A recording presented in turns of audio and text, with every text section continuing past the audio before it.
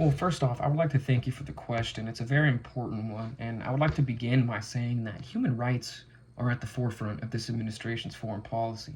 President Biden has been clear about this, but he has also been clear about the fact that the United States approach to human rights, particularly with countries like Saudi Arabia, is complex, it's multifaceted, and it's not a one way street. So, while trying to maintain human rights globally, we also have to keep in mind our national interests and, most importantly, the interests of our American citizens. So, let me start out by saying the murder of Jamal Khashoggi was heinous and it was condemned globally by our allies and us. President Biden has been unequivocal in this stance, and to further prove this, President Biden in this administration, we're the ones who declassified the reports proving that the Crown Prince Mohammed bin Salman was involved in this murder.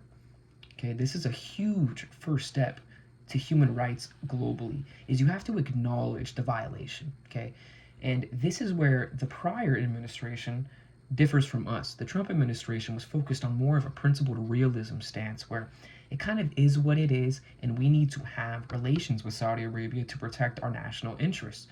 While there is an ounce of truth to that, Saudi Arabia plays a crucial role in advancing multiple interests that the United States holds close to our hearts, such as global energy markets at a time where Ukraine and Russia are at war and the market is unpredictable, volatile. We understand Saudi Arabia brings certain things to the table. But the one thing that this president and this administration prioritizes over anything else when it comes to diplomatic relations, dealing with other countries, is human rights. Okay? The United States has long been championed as a model democracy. We love the idea that other countries take on after our founding fathers' idea to create democracy. So when we see human rights violations, specifically within this administration, our president is not slow to act. Okay, this involved declassifying the report proving the Crown Prince was involved with this. It also involves public accountability, where our president is publicly acknowledging that the Crown Prince was involved with this and has even described Saudi Arabia as a pariah.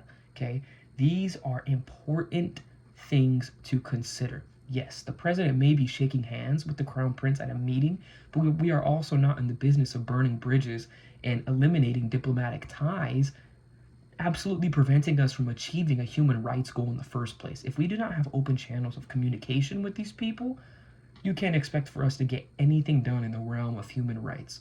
Now, President Biden and this administration, contrary to the prior administration, which again used a sense of principled realism where yes, these people violated human rights, but is that our business? No, our business is strengthening ties with Saudi Arabia to further boost our GDP and national interest. That is not the approach this administration is taking.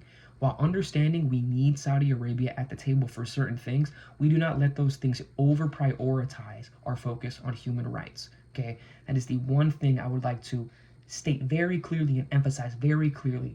Just because President Biden is shaking hands with somebody does not mean we agree with the violations of human rights that they are doing. Okay, we do not agree with that. We condemn it, and we have been clear in this.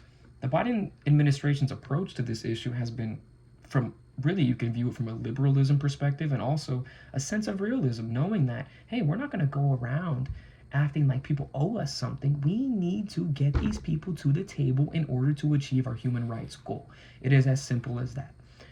This administration understands how important human rights is, and we remain persistent in these efforts.